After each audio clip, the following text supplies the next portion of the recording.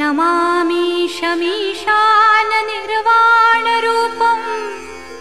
विभुं व्यापकं ब्रह्मवेदस्वरूपम् अजं निर्गुणं निर्विकल्पं निरीहं चिदाकाशमाकाशवासं भजेऽहम् निराकारमोङ्कारमूलं तुरीयं गिराज्ञानगोतीतमीशं गिरीशं करालं महाकालं कृपालुं गुणागारसंसारपारं नतोऽहम् तुषाराद्रिसङ्काश गौरं गभीरं मनोभूतकोटिप्रभाश्रीशरीरं स्फुरन्मौलिकल्लोलिनी चारुगङ्गा लसद्भालबालेन्दुकण्ठे भुजङ्गा चलत्कुण्डलं भ्रूसुनेत्रं विशालं प्रसन्नाननं नीलकण्ठं दयालुं मृगाधीशचर्माम्बरं मुण्डमालं प्रियं शङ्करं सर्वनाथं भजामि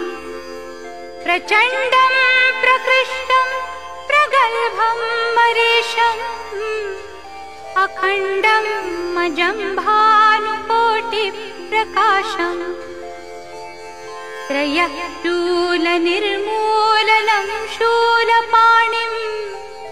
भजेऽहं भवानीपतिं भावगम्यम् कलातीतकल्याणकल्पान्तकारी सदा सच्चिदानन्ददाता पुरारी चिदानन्दसन्दोहमोहापहारी प्रसीद प्रसीद प्रभो मन्मथारी न यावत्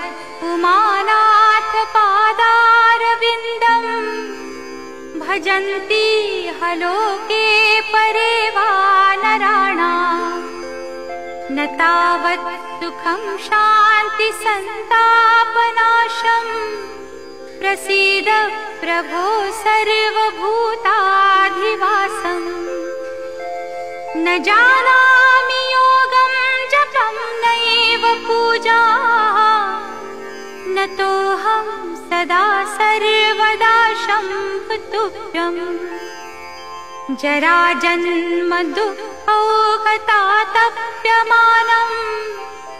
प्रभो पाहि शापान्नमामीश शम्भो रुद्राष्टकमिदं प्रोक्तं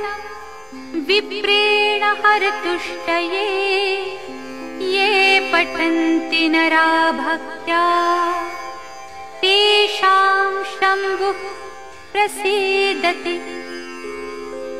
इति श्रीमद् रामायणे विप्रकृतं रुद्राष्टकं श्रीशिवार्पणमस्तु। ॐ शान्ति शान्ति शान्तिः।